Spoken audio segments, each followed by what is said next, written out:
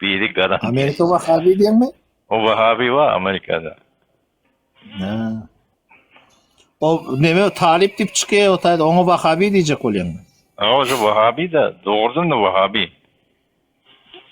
Ne için Vahabi ne tapavda aytıp bersen işte mene bilemek şu, dini vardı. şu dini ken kızdırgan adama şunu Vahabi diye. Şu dini amel etken adam ya dini.